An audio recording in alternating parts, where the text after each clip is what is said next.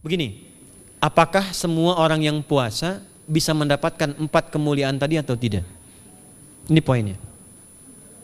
4 itu kalau digabungkan jadi takwa namanya.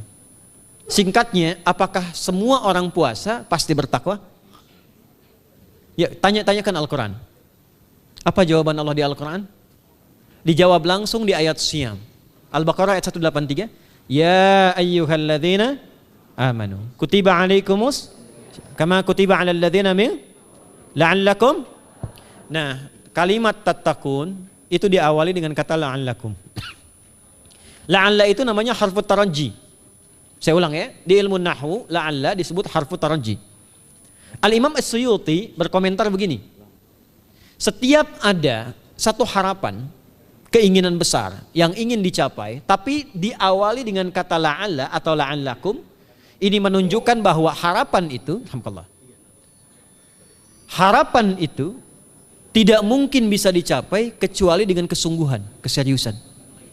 Jadi ketika Allah menutup kalimat puasa, ayat puasa dengan kata la'allakum, seakan memberi kesan tidak semua orang puasa akan mendapatkan kenaikan takwa dan jaminan 4 kemuliaan tadi kecuali orang yang serius puasanya, orang yang sungguh-sungguh puasanya. Karena itulah untuk menunjukkan kesungguhan itu, bagian terakhir kita, Nabi memberikan 3 amalan utama. Saya akan bacakan dengan cepat 3 amalan utama yang dikuatkan oleh beliau kepada para sahabat sebelum tiba Ramadan dan sampai sekarang menjadi kurikulum Ramadan Nabi. Jadi kalau ibu bapak ingin mengeluarkan kurikulum Ramadan Nabi, nanti bikin agenda saat Ramadan ya, supaya nggak pusing nanti kalau masuk hari pertama apa yang dikerjakan, hari kedua apa yang dikerjakan, subuh apa, siang apa, sore apa. Cuman nanti saya berikan 3 yang pokok ini. Ada 3. 1, meningkatkan sholat. Saya ulang ya, meningkatkan apa? Salat. Kalau meningkat secara singkatnya berarti bertambah dari yang sekedar fardu tambah dengan apa? Sunnah. Maka dari sekarang keluarkan semua jenis salat-salat sunnah. Keluarkan dari sekarang apa saja, siang dan malamnya. Yang rawatib ada berapa rawatib? Rawatib 12. Ya, rawatib itu yang melekat dengan salat fardu dan menentukan untuk memperbaiki salat fardu. Menambah, jadi kalau kurang khusyuk ditambah dengan sunnahnya disebut rawatib. Bisa sebelum, bisa setelah sholat fardu. Ada 12 dari hadis Nabi SAW. Man shalla isnatai asyrata raka'atan, siapa yang sholat 12 rakaat fi yaumin wa lailatin, yang mengiringi sholat fardu siang dan malam, ya, bunyalahu bihinna baitun fil jannah, maka akan dibangunkan baginya satu rumah di surga kalau konsisten menunaikan 12 itu sampai meninggal dunia. Sahabat yang mendengar itu mengatakan kompak semuanya, sejak mendengar hadis itu kami usahakan istiqomah sampai meninggal tidak meninggalkannya. 12 itu 2 sebelum subuh, cepat. 4 sebelum zuhur, 2 setelah zuhur, 2 setelah maghrib, 2 setelah isya. 2 rakaat sebelum subuh, 4 rakaat sebelum zuhur. Kalau nggak bisa 4 rakaat karena terbatas waktunya, boleh 2 rakaat khusus untuk sebelum zuhur. Kalau nggak bisa 4, boleh berapa? 2. Dalilnya hadis Ibnu Umar radhiyallahu taala anhuma. Kata beliau, hafidtu asyra rakaatin, saya hafal 10 rakaat dari Nabi sallallahu alaihi wasallam salat sunnah. Maka menyebutkan sebelum zuhur 2 rakaat. Baik, jadi 12 ya, 2 sebelum subuh, 4 sebelum zuhur, 2 setelah zuhur, 2 setelah maghrib, 2 setelah isya. Ini yang disebut dengan rawatib. Jamak dari kata ratib. Di luar ini mutlak. Mutlak ini ada yang berdampingan dengan salat fardu, ada yang terpisah. Contoh yang berdampingan, 4 rakaat sebelum asar. 4 rakaat ini bukan disebut rawatib, tapi salat mutlak. Cuma waktunya berdampingan dengan salat fardu. Jadi dia nggak memengaruhi sholat fardu, cuma punya keutamaan sendiri. Apa keutamaannya? Hadis Ibnu Umar radhiyallahu taala anhuma, ketika beliau menyampaikan qala Nabi sallallahu alaihi wasallam rahimallahu ra'an shalla qabla al-asri arba'an. Allah akan menambahkan rahmat pada orang yang terbiasa sholat 4 rakaat sunnah sebelum sholat asar. Jelas ya? Baik. Kemudian apalagi setelah itu? Sholat di antara 2 adzan dan 2 adzan ini, adzan dan iqamah. Ya, di antara adzan dan iqamah. Tahiyatul masjid. Apalagi misalnya salat duha. Duha dibagi 3. Awal duha itu kurang lebih 1,5 jam setelah salat subuh. Subuh sekarang misal 4:30, maka jam 6 muncul awal duha. Namanya syuruk. Saya ulang, salat apa namanya? Syuruk itu salat awal duha. Jumlah rakaatnya 2 rakaat. Man shalal ghadata fil jama'ati thumma yaqudu yadhkurullah subhanahu wa ta'ala fa yusalli rak'ataini fakana alaihi ka ajri umratin wa hajjin, ya ka ajri ummatin wa hajjin tamatan. Siapa yang salat subuh 2 rakaat dengan berjamaah, ya, dan umumnya kalau berjamaah bisa ke masjid di masjid. Kalau tak mampu ke masjid, tunaikan di rumahnya. Setelah itu tidak beranjak dulu, dia duduk untuk berzikir kepada Allah. Zikir itu bisa baca Quran. Quran surah 15 ayat 9 itu Quran disebut dengan zikir. Quran surah 54 ayat 17, 22, 32, 40 itu Quran disebut dengan zikir. Bisa baca Quran, bisa berdoa. Doa disebut dengan zikir. Quran surah ke-7 ayat 205. Ya. Bisa dengan apa lagi? Bertafakur, ya, mengaji, ta'lim, itu disebut dengan zikir. Ali Imran ayat 190 191. Alladzina yadhkuruna Allaha qiyaman wa qu'udan wa 'ala junubihim wa yatafakkaruna fi khalqis samawati wal ard, ya, disebut dengan zikir. Bisa bertasbih. Zikir pagi petang, kalimat-kalimat thayyibah, ada itu di Quran surah ke-4 ayat 103. Jadi habis salat subuh zikir dulu. Doa dulu, zikir dulu, belajar dulu, tafsir dulu. Setelah itu muncul syuruk. Perjalanannya disebut isyraq, melewati masyrik, 1 tombak bayangan, dia salat 2 rakaat, itu pahala salatnya senilai haji dan umrah. Sempurna. Bukan sudah haji, bukan. Mau kemana? Ibu mau haji dulu? Tidak. Ya, hajinya nanti bulan Dzulhijjah. Tapi senilai haji dan umrah itu 2 rakaat. Awal duha disebut apa? Syuruk. Pertengahan duha sekitar jam 9 jam 10. Jumlahnya 2 sampai 4 rakaat. Ya, 2 sampai 4 rakaat. Apa fungsinya? 1, mengganti seluruh zikir yang ada dalam tubuh kita. Mata berzikir, telinga berzikir, lisan berzikir, bisa diganti dengan 2 rakaat duha. Itu waktunya pertengahan duha. Kurang lebih dari jam 8, 9, 10 lah, kurang lebih 3 jam itu, ya. Yang kedua, bisa menghambat atau menghentikan, menahan satu musibah umum. Misal ada kebanjiran nih atau macet nih. Orang-orang kena macet. Bapak yang biasa sholat duha pertengahan itu tiba-tiba ditolong oleh Allah, dibebaskan. Tiba-tiba ada orang datang, Pak lewat sini di sana macet. Atau dibimbing ada kontraflow. Itu manfaatnya duha tuh.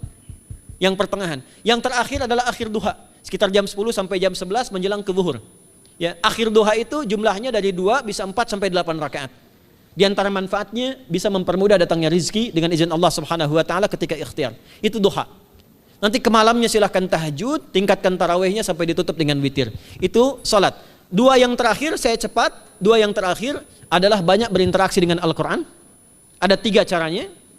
1, banyak membaca. Itu namanya qiraah. Silahkan Bapak Ibu siapkan dari sekarang, targetnya khatam misalnya 1 kali berapa juz? 30 juz. Kalau mau gampang bagi 30, berarti 1 hari berapa? 1 juz. Paling gampang lagi, supaya nggak capek ngajinya, supaya nggak capek, bagi 1 juz 5 waktu sholat.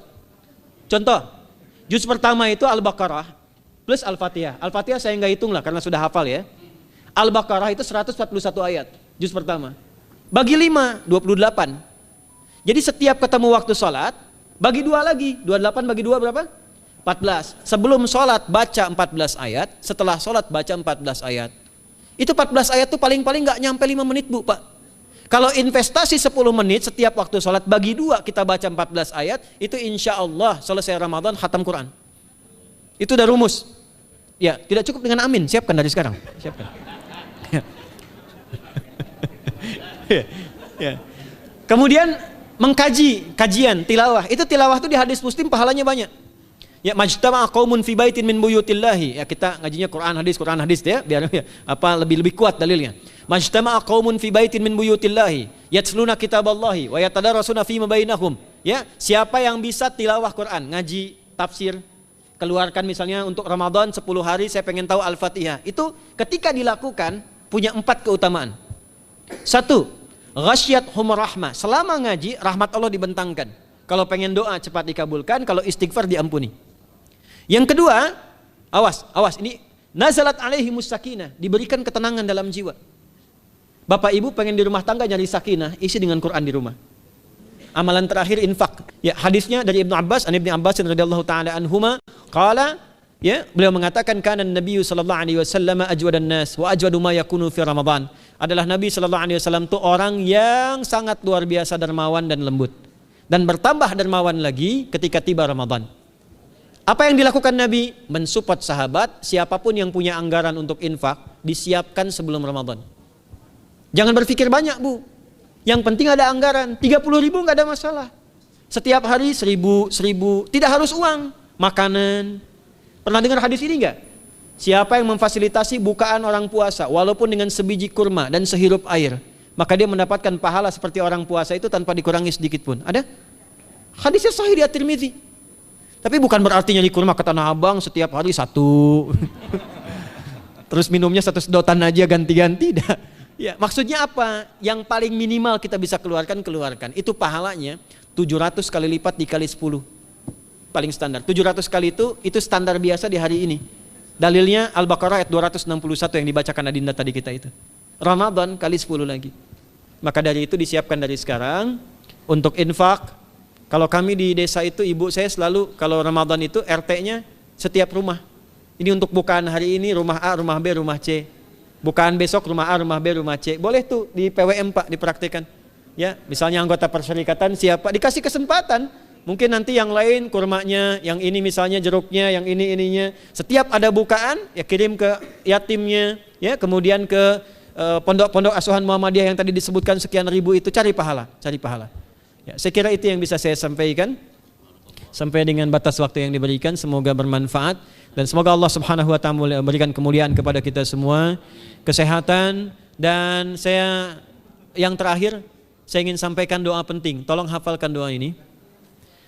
Dan ini doa yang diajarkan Nabi menjelang Ramadan supaya mendapatkan kesehatan, kekuatan, keselamatan untuk beribadah saat Ramadan. Hadisnya di At-Tirmidzi nomor hadis 3254. Qala, langsung saja qala Nabi sallallahu alaihi wasallam. Allahumma ahillahu alaina bil yumni wal iman was salamati wal islam rabbi wa rabbukallah. Nah, itu tolong nanti dihafalkan, tadi sudah direkam, dibimbing. Nanti ketika ditetapkan masuk awal Ramadan, bacakan itu.